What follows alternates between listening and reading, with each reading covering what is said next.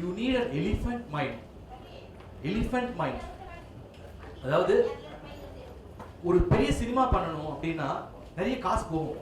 ரொம்ப கணக்கு பார்த்துட்டே இருந்தா ஒண்ணுமே பண்ண முடியாது. ஐயோ இதுல போகுது அதுல போகுது. 2006ல நான் பண்ணேன். ஸோ நான் அன்னைக்கு ஒரு ஸ்டேஜ்ல அவ்வளோ பெரிய விஷயம் வேணான்னு சொல்லிட்டாங்க. அவர் வந்து ஹீஸ் அ கோல்டு மெடலிஸ்ட். அவர் காப்பான் பெரிய பெரிய படங்கள் பண்ணவர். காப்பான், அயன், மகாநதி, ரமணா, இது போன்ற பெரிய படம் அவர் கமிட் பண்ணிட்டு பண்ணும்போது ஸோ பார்த்தீங்கன்னா ஷூட்டிங் ஸ்டார்ட் ஆக போது நம்ம போட்டிருந்த பட்ஜெட் என்னன்னா ஒன்லி 40,000 rupees 2006ல. பட் ஆனால் அதான் நான் இதுக்காக சொல்ல வரேன்னா இதுதான் உங்க சப்கான்ஷியஸ். ஸோ அப்போ கையில பணம் இல்லை, ஆனால் அவருடைய அசிஸ்டன்ட் மட்டும் என்கிட்ட சொன்னாரு it is going to be in lakhs அப்படின்னாரு. Saturday is going to be shooting. இன்றைக்கு நேற்று ஈவினிங் எனக்கு தெரிய வருது it is going to be caused மோர் தேன் லேக்ஸ் 2006ல. அப்போ சொன்னோன்னே இதெல்லாம் பண்ண முடியாது சூர்யா அப்படின்னாரு. அப்போ என்னுடைய அசிஸ்டன்ஸ், அந்த டைரக்டரோட அசிஸ்டன்ஸ் அவங்க ஒரு கணக்கு போட்டு கொடுத்துருந்தாங்க. ஓகே ஒரு ஷேரிங் மெத்தட்ல பண்ணலாம் அப்படின்னு. அப்போ சொன்னாரு என்னுடைய அந்த குரூப்ல இருந்தவங்க, சார் வேணாம் சார் கை விட்டுடலாம், இது கை விட்டுடலாம். நான் சொன்னேன் இல்லை நடிகைலாம் வந்தாச்சு, ஹீரோயின்ஸ்லாம் வந்தாச்சு, ஸோ அவங்க ஒரு ஃப்ரீயா பண்ணி தராங்க, அவரும் ஒரு பெரிய விஷயத்த பண்ணி தராரு பாரதியாருக்காக அப்படின்னு சொன்னாங்க. அப்போ இல்லை சார் அதெல்லாம் முடியாது சார் அப்படின்னாரு. நான் என்ன தெரியுமா சொன்னேன், ஒரே ஒரு வார்த்தை, நான் முடிவு பண்ண மாட்டேங்க, நான் முடிவு பண்ண மாட்டேன். பண்ணிட்டேன் அப்படின்னா there is no getting back for AL Surya. I will do it. என் தலையே போனாலும் நான் பண்றேன் அப்படின்னு சொல்லி that cost around 1.5 lakhs. அடுத்த நாள் நான் அந்த பணத்தை புரட்டினேன். அந்த காலகட்டத்தில் நான் ரொம்ப ரொம்ப யங். உள்ள போய் இறங்கினா 40 பேர் நிற்கிறாங்க ஷூட்டிங் ஸ்பாட் யூனிட்ல. ஸோ அதெல்லாம் வேடிக்கை பார்த்துட்டு இருந்தேன்னா அன்றைக்கு நம்பவே இல்லை யார் இவர் ப்ரொடியூசரா அப்படின்னு. ஒரு பைக்ல யமஹா பைக்ல தான் போனேன். ஆனா அன்றைக்கு நான் செய்தேன். அது பணம் எப்ப வேணா வரும். அதனால நீங்க ஒரு பொலிட்டிக்ஸ்ல வெயில் பண்ணணும், நீங்க ஜெயிக்கணும், வெற்றியாளனா மாறணும். அதே போல ஒரு கன்ஸ்ட்ரக்ஷன் தொழிலையோ எதுலையோ நீங்க பெருசா வரணும் அப்படின்னா ரொம்ப ஸ்டிஞ்சி மைண்டடா இருக்காதீங்க. ஸ்பெண்ட் பண்ணுங்க. எலிஃபண்ட் மைண்ட் ஸ்பெண்ட் பண்ணுங்க. that will just bounce back. எதை போட்டோமோ பிரபஞ்சத்துல நாம எதை போடுறோமோ அது பன்மடங்காக வரும். இது நிறைய பேர் புரியாது. பன்மடங்காக வரும்.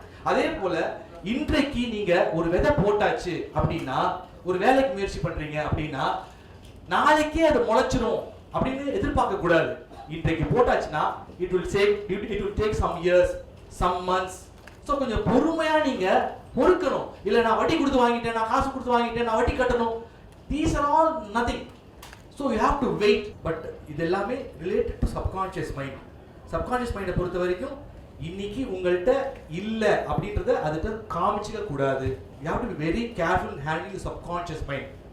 Okay, என்கிட்ட எல்லாமே இருக்கு, everything is prosperous, everything is, my life is going very very prosperous. இப்படிதான் நீங்க பேசணும். You have to be very careful in talking to others and to yourself. உங்க கான்ஷியஸ் மைண்ட் எப்ப பார்த்தாலும் உங்களை கேள்வி கேட்டுட்டே இருக்கும். புதுசா ஒரு விஷயத்தை கேட்கும்போது உங்க மைண்ட் அடாப்ட் ஆகாது. பட் ஆனா கொஞ்சம் கொஞ்சமா கண்டிஷன் ஆகிடும். எப்படி பிறந்த உடனே குழந்தைக்கு தமிழ் பேசும்போது புரிஞ்சிருக்காது. ஒரு மொழி நமக்கு புதுசா கேட்கும்போது புரியாது. ஆனா அதை திரும்ப திரும்ப கேட்கும்போது அந்த வார்த்தைகள் நமக்குள்ள போய் அந்த வார்த்தைகள் நமக்கு புரிய ஆரம்பிக்கும். இந்த கான்ஷியஸ் மைண்ட், சப்கான்ஷியஸ் மைண்ட், இந்த சப்ஜெக்ட் வரும். ரொம்ப இம்பார்ட்டன்டான ஒரு சப்ஜெக்ட்.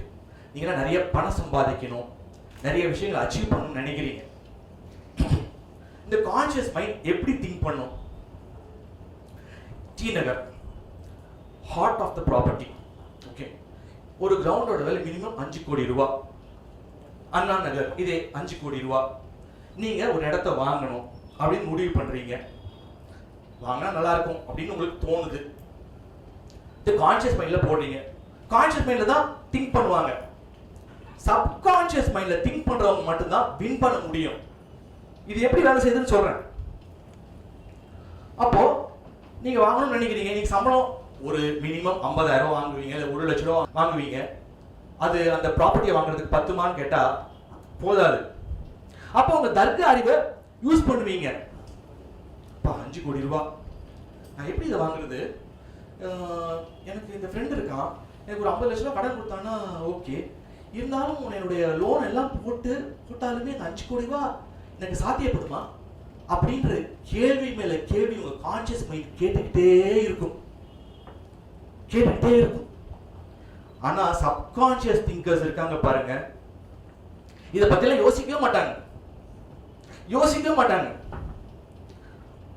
அவன் வாங்கணும் முடிவு பண்ணிட்டான், எந்த கேள்விக்கு இடம் கொடுக்கவே மாட்டாங்க. அவன் சப்கான்ஷியஸ் குள்ள போயிடுவான். நீங்க கான்ஷியஸ்லயே நீங்க திங்க் பண்ணுவீங்க, அவன் சப்கான்ஷியஸ் குள்ள போயிடுவான். நான் எப்படிலாம் தெரியாது, நான் வாங்குறேன், I am buying this property, அவ்வளவுதான். சப்கான்ஷியஸ் அவ்வளவுதான்.